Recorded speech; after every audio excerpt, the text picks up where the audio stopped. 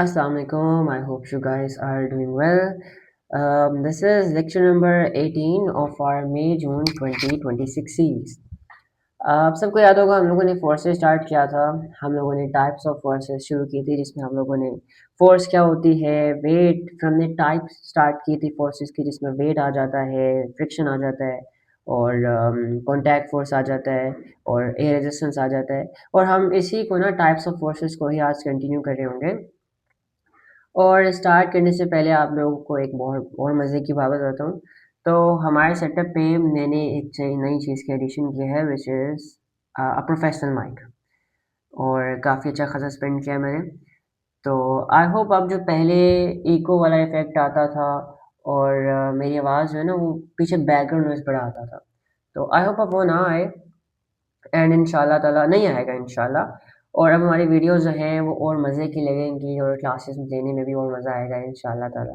तो अगर आपको लगता है कि भाई मेरी आवाज़ पहले से बेहतर है, क्लियर आ रही है, और जो मैंने स्पेंड किया वो वर्थ इट है, तो मुझे ज़रूर कमेंट सेक्शन पे बताना, ठीक है? अच्छा, तो आप लोगों को याद होगा कि हम लोगों ने ना टाइप्स ऑफ फोर्सेस स्टार्ट किया था और हम 4 टाइप्स कर चुके थे। अब यहाँ से आगे चलेंगे। अच्छा, अब टाइप्स ऑफ फोर्सेस पे इतना टाइम क्यों लगा रहे हैं? इसमें क्या-क्या चीज़ें हैं जो आपको आनी चाहिए? तो ये बात ध्यान से सुन लो।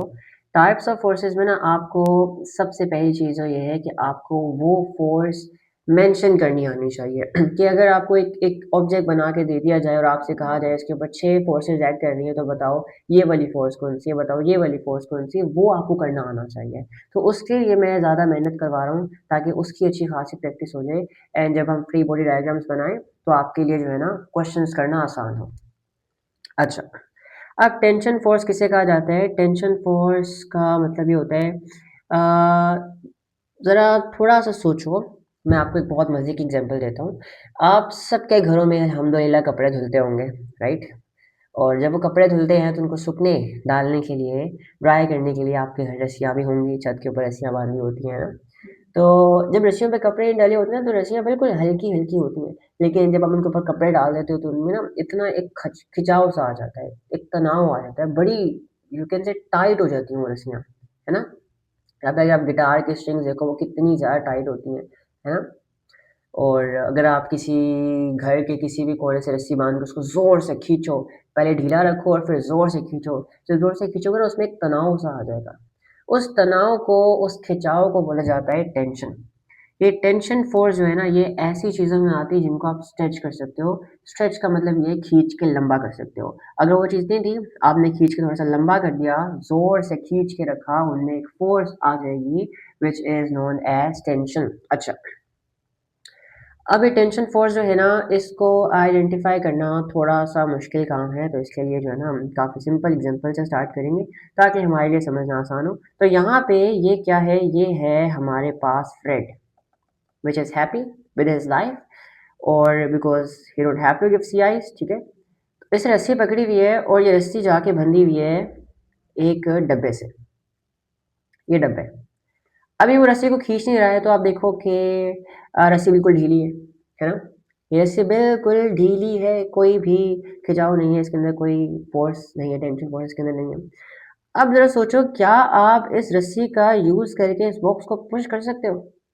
सोचो, अगर मैं आपको यहाँ एक लोहे की रस्सी बाँध दूँ, मेटल की रस्सी बाँध दूँ, या फिर मैं आपको एक आम रस्सी जो हमारे घरों में होती है, वो रस्सी बाँध दूँ आपको यहाँ पे, तो क्या आप इस बॉक्स को पुश कर पाओगे? So your answer is no, you cannot push this box इस रस्सी का यूज़ करके। लेकिन अगर मैं आपसे कहूँ कि क्या आप इसको पुल कर सकते हो? तो यस यू कैन, ठीक है? आप इसको पुल ज़रूर कर सकते हो। अच्छा, अब दोबारा से क्या हुआ? अब दोबारा से सेम एग्ज़ाम्पल लेते हैं, भाई यही इंसान था और अब इसने क्या किया? इसने बॉक्स को खींचना स्टार्ट कर दिया, और जब बॉक्स को खींचना स्टार्ट किया तो रस्सी में एक तनाव आ जाएगा, रस्सी में खिंचाव आ जाएगा और वो बिल्कुल टाइट हो जाएगी, ठीक है? अब ये क्या है? ये थी अनस्ट्रेच्ड रोप। वो जो पहली रस्सी थी जिसमें कोई खिंचाव नहीं था, जिसमें कोई भी तनाव नहीं था, उसे हम कहेंगे अनस्ट्रेच्ड। जिसको आपने खींचा हुआ नहीं था, अनस्ट्रेच्ड रोप, ठीक है? और ये क्या है? ये है स्ट्रेच्ड रोप, जिसमें इसको आपने खींचा हुआ है। अच्छा, अब जितनी भी स्ट्रेच चीज़ें होती हैं ना, उनके अंदर एक फ़ोर्स होती है, उसे कहा जाता है टेंशन। और याद रखो टेंशन जो है ना ये फोर्स हमेशा पुल करती है। टेंशन टेंशन फोर्स जो होती है इट ऑलवेज पुल्स, कभी पुश नहीं करती है। ठीक है, अगर बात की जाए इसकी डायरेक्शन जो है ना वो आपको बनानी आनी चाहिए। ये सबसे बड़ी मुश्किल चीज़ है, सबसे बड़ी फसाद की जड़ें जो नहीं आती है, इसमें बच्चे बड़े परेशान हो जाते हैं। तो बस याद रखो हमेशा पुल करती है ये। अगर आप बात करो, अगर आपसे पूछा जाए कि भाई अगर ये टेंशन फोर्स बॉक्स के ऊपर कहाँ लग रही है, ये रस्सी के अंदर जो टेंशन है ना ये इस बॉक्स के ऊपर कहाँ लग रही है, तो बॉक्स को पुश तो कर नहीं सकती टेंशन फोर्स। ये रस्सी जो है बॉक्स को पुश तो नहीं कर सकती, पुल कर सकती है ना। तो पुल कहाँ कर रही है, इस तरफ पुल कर रही है। तो टेंशन जो है, टेंशन की डायरेक्शन जो है वो आपके पास ये आ जाएगी, टेंशन की डायरेक्शन ये आ जाएगी। अब ऐसे ही कुछ 3-4 एग्जांपल और देते हैं तो मेक श्योर कि आपको टेंशन की डायग्राम डायरेक्शन बनानी आ जाए। ठीक है, अब ये दो इंसान हैं, दोनों ही, एक फ्रेड है और एक फ्रेड का भाई है, दोनों ही हैप्पी हैं because they don't have to give सीआईज। वो पढ़ लिए हैं, ग्रेजुएट सब जा रहे, अब घर बैठे हैं नौकरी की तलाश में। और यहाँ पे अगर बात की जाए, ये है फ्रेड का भाई और ये है फ्रेड। ओके, अगर मैं आपसे पूछूं कि भाई फ्रेड के भाई के हाथों पे टेंशन फोर्स कहाँ लग रही है, ये रस्सी जो है फ्रेड के हाथों पे टेंशन फोर्स कहाँ लगा रही है, इस डायरेक्शन में या इस डायरेक्शन में। तो याद रखो आपके टीचर ने बढ़ाया था कि टेंशन फोर्स कभी भी पुश नहीं कर सकती, हमेशा जहां से भी बांधोगे वहां से उस चीज को पुल करेगी। जिधर भी बांधोगे रस्सी को वो सब्जेक्ट को पुल कर सकती है, पुश नहीं कर सकती। तो पुल के लिए ये डायरेक्शन आपकी बहुत परफेक्ट है, तो टेंशन फोर्स की डायरेक्शन ये होगी। ठीक है, अगर बात की जाए फ्रेड की, तो फ्रेड के हाथों में रस्सी यहाँ बंधी हुई है, तो याद रखो फ्रेड को भी रस्सी पुश नहीं कर सकती, पुल ही कर सकती है। तो अगर पुल कर सकती है तो डायरेक्शन जो है वो भी कुछ इस डायरेक्शन में होगी, हमेशा पुल होगी, अवे फ्रॉम दी पॉइंट। ठीक है, I hope it make sense. एक और बहुत सिंपल एग्जांपल करते हैं। आपके पास एक छत थी, ये छत आ गई आपके पास और छत से आपने बांधी हुई थी रस्सी, और रस्सी के साथ आपने लटकाया हुआ था एक बहुत ही भारी मैस। अगर मैं आपसे पूछूं कि भाई रस्सी खींची हुई है, इसके अंदर टेंशन फोर्स है, ये टेंशन इस बॉक्स के ऊपर कहाँ एक्ट कर रही है, तो आप पहले देखोगे वो पॉइंट जहाँ से आपने रस्सी को बॉक्स से बांधा हुआ है। अब ऐसी जाहिर सी बात है टेंशन फोर्स जो है कभी भी पुश नहीं कर सकती, हमेशा ऑब्जेक्ट्स को पुल करती है। तो डायरेक्शन जो है टेंशन की वो कुछ ये आ जाएगी। I hope tension force is clear, tension क्या होती है, इसकी डायरेक्शन क्या होती है, ये समझ आ गया, इट्स रियली इंपॉर्टेंट। तो I hope it make sense. ठीक है, आगे आ जाओ। ओके, आगे आ जाओ। अच्छा, एक और चीज़, पहले ना माइक की सेटिंग थोड़ी सही नहीं हुई थी, तो हो सकता है पहली वाली क्लिप में ना आवाज़ थोड़ी सी कम आ रही हो, लेकिन आई होप अब सही आए मेरी आवाज़। ठीक है, अब क्लियर भी आ रही हो। अच्छा और ऊंची भी आ रही हो। अब नेक्स्ट वी हैव अपथर्स फोर्स। अब ये अपथर्स फोर्स किसे कहा जाता है, ये देखना ज़रा ध्यान से। तो देखो, जब भी कोई चीज़ फ्लूइड्स में पड़ी होती है ना, फ्लूइड्स का मतलब ये है, फ्लूइड्स में याद रखो, फ्लूइड्स में दो चीज़ें आती हैं, ये ना भूल जाना, बहुत इंपॉर्टेंट है। फ्लूइड्स में आपके पास दो चीज़ें आती हैं, पहला है गैसेस और दूसरा है लिक्विड्स। फ्लूइड्स में दो चीज़ें आती हैं, पहला है गैसेस, दूसरा है लिक्विड्स। जब भी कोई चीज़ गैस या लिक्विड में पड़ी होगी उसके ऊपर ना एक फोर्स लग रही होगी हर वक्त, उसे कहा जाता है अपथर्स फोर्स। अब ये अपथर्स फोर्स किसे कहा जाता है, इसकी बेस्ट एग्जांपल ना मैं आपको लिक्विड्स वाली में देता हूँ। वैसे बिल्कुल ऐसा ही गैसेस में भी होता है, लेकिन गैसेस में जो ये फोर्स है ना वो बहुत ही कम होती है, लेकिन लिक्विड्स में थोड़ी ज़्यादा होती है। अगर आप एक गुब्बारा ले लो या एक फुटबॉल ले लो हवा से भरी हुई, और आप उसको पानी के अंदर डुबाने की कोशिश करो, तो आप देखोगे वो नहीं डूबेगा, because something is trying to push it upwards. कोई ऐसी चीज़ है जो इसको ऊपर की तरफ पुश कर रही है। वो क्या है, वो लिक्विड पार्टिकल्स है। तो जब भी कोई चीज़ लिक्विड में पड़ी होगी ना, प्रेशर तो एग्जर्ट होगा ही होगा, लेकिन लिक्विड के पार्टिकल्स है ना उसको ऊपर की तरफ धक्का मारेंगे, उसको ऊपर की तरफ धकेलने की कोशिश करेंगे। ओके, तो ये ऊपर की तरफ लगाई जाने वाली फोर्स फ्लूइड्स जो लगाते हैं ना, इसको कहा जाता है अपथर्स फोर्स। अगर कोई चीज़ गैस में पड़ी है, आप कहोगे कि हम भी इन्वायरमेंट में पड़े हैं, हमारे अराउंड भी गैस पार्टिकल्स हैं, वो भी हमें ऊपर पुश करने की कोशिश कर रहे हैं, बट वो इतनी कम है कि हमें महसूस भी नहीं होती है। लेकिन if you try to stand in water or try to sit inside water, तो यू विल फील कि भाई कोई चीज़ आपको ऊपर पुश कर रही है, और ऐसे फील होगा कि आपको हल्का हल्का फील होगा। आप अपने आप को लाइट फील करोगे, क्यों, क्योंकि पानी के पार्टिकल जो हैं वो आपको ऊपर की तरफ धक्का लगा रहे हैं। अब जाहिर सी बात है इतना धक्का तो नहीं लगा सकते कि आपको ऊपर ही उठा लें, लेकिन इतना धक्का ज़रूर लगाते हैं कि आपको थोड़ा हल्का फ़ील होता है, ठीक है? अच्छा, तो इस फ्लूइड्स के ज़रिए लगाए जाने वाली फ़ोर्स को जो कि ऊपर की तरफ लगती है, हमेशा याद रखो ये फ़ोर्स हमेशा ऊपर लगती है, डायरेक्शन इज़ रियली इम्पोर्टेंट, उसे कहा जाता है अपथर्स फ़ोर्स, ओके। एंड देन अच्छा 2-3 टाइप्स की फ़ोर्सेस और हैं, जैसे इलेक्ट्रोस्टैटिक फ़ोर्स। अब इलेक्ट्रोस्टैटिक फ़ोर्स जो है पूरे फ़ोर्सेस में आप नहीं पढ़ोगे, आप जब जाओगे ना स्टैटिक इलेक्ट्रिसिटी के चैप्टर में, जब आप जाओगे इलेक्ट्रिसिटी के चैप्टर में, तब आप जाके पढ़ोगे। तो अभी के लिए फ़िलहाल उसको नहीं पढ़ते हैं, बिकॉज़ यहाँ पे कोई आप उसके बारे में बात नहीं होने वाली। है तो वो भी फ़ोर्स ही, लेकिन वो आप जाके पढ़ते हो स्टैटिक इलेक्ट्रिसिटी के चैप्टर में, ठीक है?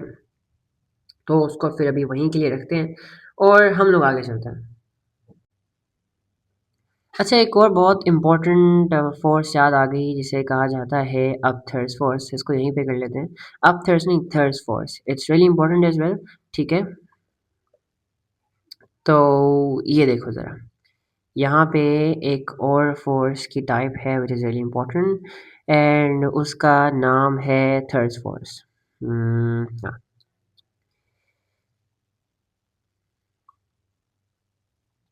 ओके। तो इस फ़ोर्स का नाम है थर्स्ट फ़ोर्स। अब ये थर्स्ट फ़ोर्स क्या होती है? अब थर्स्ट फ़ोर्स के लिए हमें पहले चाहिए अपनी Lamborghini. Where is my car? Okay, let me get my car. हमारी ट्रेडिशनल कार। ओप्स, ये रही हमारी गाड़ी। अच्छा, अब थर्स्ट फ़ोर्स वो होती है जो कि इंजन्स लगाते हैं। जो इंजन्स आगे की तरफ फ़ोर्स लगाते हैं ना गाड़ियों के या किसी भी चीज़ का इंजन जो है वो आगे की तरफ जब फ़ोर्स लगा रहा होता है, उसे कहा जाता है थर्स्ट फ़ोर्स। तो अभी बस याद रखो thrust force is the force of engine, जो कि इंजन गाड़ी के अंदर लगा होता है ना, वो जो आगे की तरफ फ़ोर्स लगा रहा होता है, उसे हम लोग थर्स्ट फ़ोर्स कहते हैं, ठीक है? अब ये कुछ टाइप्स ऑफ फोर्सेस जो आपको आनी चाहिए और इसके अलावा जो बहुत इंपॉर्टेंट चीज़ है वो ये है कि अगर आपको कोई गाड़ी कोई भी चीज़ बना के दे दी जाए और आपसे कहा जाए इसके ऊपर नंबर ऑफ फोर्सेस एक्ट कर रही हैं, बताओ कि कहाँ पर कौन सी फोर्स एक्ट कर रही है, तो वो आपको आना चाहिए, ठीक है? तो अब चलते हैं हम लोग फ्री बॉडी डायग्राम्स के ऊपर। ओके, अब फ्री बॉडी डायग्राम्स किसे कहा जाता है ये देखो। फ्री बॉडी डायग्राम्स में आपको कोई भी एक ऑब्जेक्ट दिया होता है और आपसे ये कहा जाता है कि इस ऑब्जेक्ट के ऊपर काफ़ी ज़्यादा फोर्सेस एक्ट करें। जैसे अगर मैं आपसे कहूँ ये गाड़ी है और इस गाड़ी के ऊपर फ़िलहाल ये फोर्सेस जो हैं वो एक्ट कर रही हैं, ठीक है? गाड़ी के ऊपर फोर्सेस एक्ट कर रही हैं और आप लोगों ने बताना है कि ये फोर्सेस के नाम्स क्या है। वैसे तो डायरेक्शन नहीं बताते, लेकिन अभी क्योंकि बेसिक लेवल पे हैं, चीज़ें सीख रहे हैं, तो एरोज़ मैंने खुद बना दी हैं। तो पहले हम लोग स्टार्ट करते हैं सिर्फ़ फोर्सेस का नाम नाम बताने से, ठीक है? अच्छा, आपके रेफ़रेंस के लिए बता दूँ, ये जो गाड़ी है ना, ये मूव कर रही है आगे। This car is moving forward. मैं यहाँ मेंशन कर देता हूँ, this car is moving forward, ठीक हो गया। अब इसके ऊपर एक फोर्स लग रही है जो कि आगे की तरफ है और एक फोर्स लग रही है जो कि पीछे की तरफ है और एक फोर्स लग रही है जो कि दोनों टायर से लग रही है नीचे की तरफ। अच्छा, ये आपका सरफेस है। मैं सरफेस बनाना भूल गया क्योंकि गाड़ी जाहिर सी बात एक सरफेस पे चलेगी। तो ये जो है ना, ये लाइन जो है ये आपका सरफेस रिप्रेजेंट कर रही है, ठीक है? दो फोर्सेस जो हैं वो बिल्कुल वर्टिकली डाउनवर्ड्स एक्ट कर रही हैं। ये दो फोर्सेस जो हैं वो इधर से ही ऊपर की तरफ एक्ट कर रही हैं, सरफेस से 90 डिग्रीज। तो पहले हम लोग करते हैं कोशिश कि भाई इन फोर्सेस को डिटरमाइन किया जाए।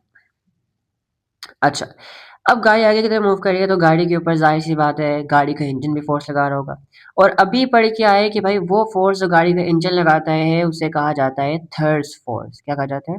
उसे कहा जाता है थर्स्ट फ़ोर्स और वो हमेशा आगे आगे की तरफ लगता है। तो जो ब्लू वाला है ना, ये ब्लू वाला ये फ़ोर्स जो है ये रिप्रेज़ेंट कर रही है थर्स्ट फ़ोर्स। क्या रिप्रेज़ेंट कर रही है? Thirst force.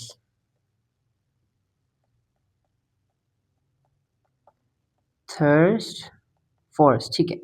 अब ये 2 एरो जो हैं ये इन टायर्स से नीचे की तरफ आ रहे हैं, ठीक है? या ऐसा करते हैं कि भाई इसको एक जगह पे बना लेते हैं दरमियान में, कुछ इस तरह से, हाँ। ये एक एरो जो है वो ऑब्जेक्ट के सेंटर से एक्ट कर रहा है बिल्कुल वर्टिकली डाउनवर्ड्स। अब ये क्या कौन सी फोर्स रिप्रेजेंट कर रहा है, लेट्स सी। अच्छा, अब ये एरो जो है ना ये बिल्कुल सेंटर से है और वर्टिकली डाउनवर्ड्स है ना? बिल्कुल वर्टिकली डाउनवर्ड्स है towards the centre of the earth. अब सोचो ऐसी कौन सी फोर्स थी जो बिल्कुल सीधा नीचे एक्ट करती है अर्थ के सेंटर की तरफ, वो फोर्स थी वेट, याद है ना? तो ये डाउनवर्ड एरो जो है ये रिप्रेजेंट कर रहा है वेट, ठीक है? अच्छा, अब ये फोर्स जो बैकवर्ड्स लग रही है, अब ये बात याद रखो गाड़ी जो है वो इस डायरेक्शन में मूव कर रही है और वो फोर्सेस जो इसके मोशन के ऑपोजिट डायरेक्शन में एक्ट करेंगी उन्हें कहा जाता है रेजिस्टिव फोर्सेस। भाई वो फोर्सेस जो आपके लिए रुकावट बनेंगी, आपके मोशन को अपोज करने की कोशिश करेंगी, वो है रेजिस्टिव फोर्सेस। और रेजिस्टिव फोर्सेस में दो चीज़ें आ जाती हैं, पहला फ्रिक्शन और दूसरा एयर रेजिस्टेंस, ड्रैग फोर्स भी कह सकते हो, ठीक है? तो मैं यहाँ पे आसान लफ्ज़ों में लिख देता हूँ फ्रिक्शन।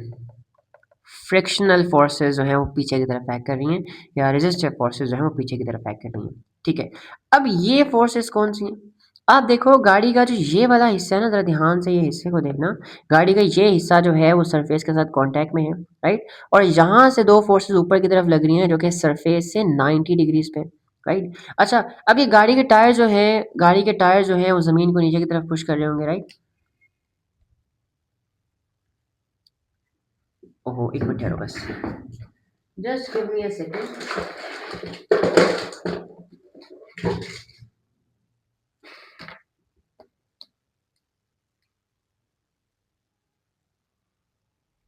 लो भाई लाइट गई। मेरे पेन की चार्जिंग खत्म हो गई, मैंने कहा चलो चार्जिंग पे लगाता हूँ, लेकिन भाई लाइट ही चली गई। तो फिलहाल ऐसा करते हैं, पेन को बंद कर देते हैं, ठीक है, क्योंकि थोड़ा सा रह गया। अच्छा, तो यहाँ पे देखो ये दो फोर्सेस जो हैं वो कहाँ से एक्ट कर रही हैं भाई, वहाँ से जहाँ पे ये दोनों टायर सरफेस के साथ कांटेक्ट में है। अब ये टायर जो है जाहिर सी बात है इस सरफेस को नीचे की तरफ पुश करने की कोशिश कर रहे होंगे, है ना? धक्का लगा रहे होंगे, पुश कर रहे होंगे। तो इनको जहाँ पे है गाड़ी को वहीं पे रखने के लिए सरफेस भी गाड़ी को ऊपर की तरफ पुश कर रहा होगा। और जो फोर्स लगाई जाएगी ये इसे इसका नाम होगा कॉन्टैक्ट फोर्स या नॉर्मल फोर्स भी कह सकते हैं। और ये फोर्स जो है हमेशा सरफेस से 90 डिग्रीज पे होगी, अगर आपका सरफेस इंक्लाइंड है तब भी सरफेस से 90 डिग्रीज पे ही होगी। तो ये फोर्सेस जो है इन्हें हम कहेंगे, ये फोर्सेस जो हैं these are known as contact force, contact या फिर नॉर्मल फोर्स, ठीक है? I hope it make sense. तो अभी के लिए यहाँ तक इतना ही रखते हैं। फ्री बॉडी डायग्राम्स में ना बेसिकली एक और बहुत चीज़ मैटर करती है और वो है unbalance, balance forces and resultant forces का कॉन्सेप्ट। ये तीन कॉन्सेप्ट्स आने चाहिए ऐसी डायग्राम्स बनाने से पहले। तो अभी हमने बिल्कुल बेसिक रखा है, ये देखने की कोशिश किया कि जो हमने ऊपर पढ़ा है क्या हम उसको आइडेंटिफाई कर पा रहे हैं या नहीं, हम नाम्स बता पा रहे हैं या फिर नहीं। इंशाल्लाह इसकी और बहुत सारे एग्जांपल्स करेंगे, लेकिन पहले कुछ कॉन्सेप्ट्स हैं जिनमें आपके पास आ जाता है resultant forces, balance and unbalance forces. वो कॉन्सेप्ट करते साथ ही हम इसकी और एग्जांपल्स करेंगे टू मेक श्योर कि इसके अंदर आपकी अच्छी ग्रिप बन जाए। तो आई होप यहाँ तक आपको लेक्चर मजे का लगा हो। अगर आपको कुछ भी सीखने को मिला, आपको लगा कि भाई आपको यहाँ से नॉलेज मिली है, तो मेक श्योर करो कि वीडियो को लाइक करना, लाइक करने के बाद शेयर भी कर देना अगर पसंद आए, और चैनल अगर सब्सक्राइब नहीं किया तो सब्सक्राइब कर लेना। और तब तक मिलते हैं अगली वीडियो में, तब तक के लिए अल्लाह हाफिज़।